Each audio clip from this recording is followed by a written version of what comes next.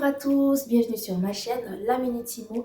Alors ici je te parle de mes avis, de mes recherches sur les questions immobilières qui pourraient t'intéresser dans ton parcours de vie en tant que qui tu me diras dans les commentaires. Alors moi c'est Linda, je travaille dans le domaine de l'immobilier et j'ai également une formation en management et gestion du patrimoine immobilier et également en urbanisme et environnement. Donc aujourd'hui j'ai décidé de te parler du DPE, le diagnostic de performance énergétique. Qu'est-ce que c'est? C'est tout de suite.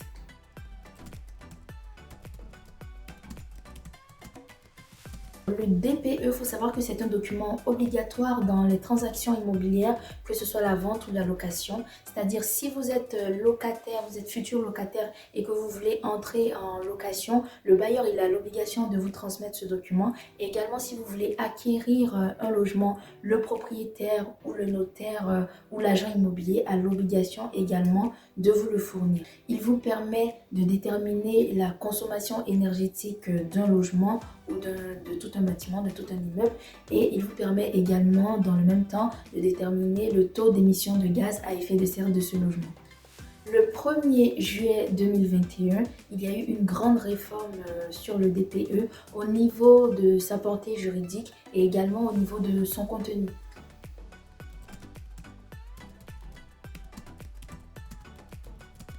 Concernant sa durée de validité, en principe, le diagnostic est valable 10 ans. Et par exception, depuis le 1er juillet 2021, les diagnostics qui ont été réalisés entre le 1er janvier 2013 et le 31 décembre 2017 seront valables jusqu'en 2022, jusqu'au 31 décembre 2022. Et les diagnostics réalisés entre le 1er janvier 2018 et le 30 juillet 2021 seront valables jusqu'en 2024. Depuis cette réforme, le DPE est désormais opposable à tous. Il n'est plus informatif, c'est-à-dire que un locataire ou un futur acquéreur a la possibilité de saisir les instances de justice pour contester l'authenticité des informations de ce document. Alors bien sûr, il faut dire que les recommandations ne font pas partie de ces éléments-là qu'on peut contester parce que ce sont des informations vraiment assez relatives. Donc toutes les responsabilités sont susceptibles d'être engagées. La responsabilité du diagnostiqueur, la responsabilité de l'agent immobilier, la responsabilité du notaire, la responsabilité du propriétaire. Donc il y a intérêt à ce que le boulot soit vraiment bien fait et que toutes les informations soient vraiment des informations certaines. Ce qui a changé également, c'est la base de calcul du diagnostic.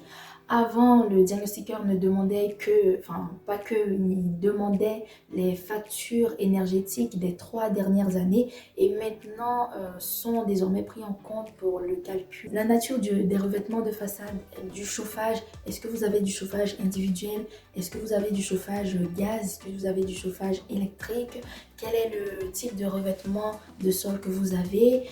Est-ce que vous avez du PVC? Est-ce que vous avez du carrelage?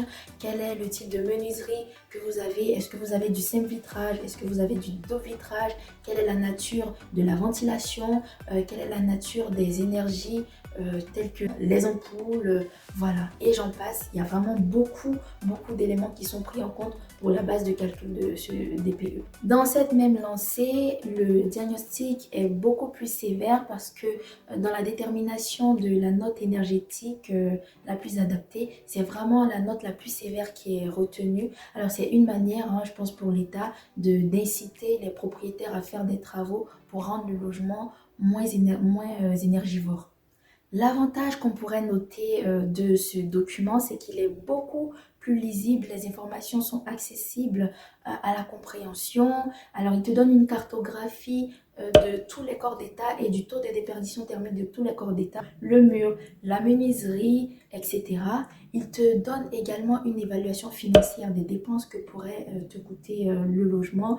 Et il te donne également les recommandations sur les démarches à suivre pour éviter une grosse déperdition thermique et ça te permet de gagner un peu plus d'argent chaque année. Donc, que demande le peuple? C'est fini pour aujourd'hui. Alors j'espère que cette vidéo a pu t'apporter des informations nouvelles et que voilà, tu as pris du plaisir à m'écouter. Donc n'hésite pas à me faire un petit like ou à me mettre en commentaire tes recommandations sur ce que tu voudrais que je fasse ou les sujets sur lesquels tu voudrais que je traite. Et je te dis à la prochaine pour une nouvelle vidéo. Au revoir.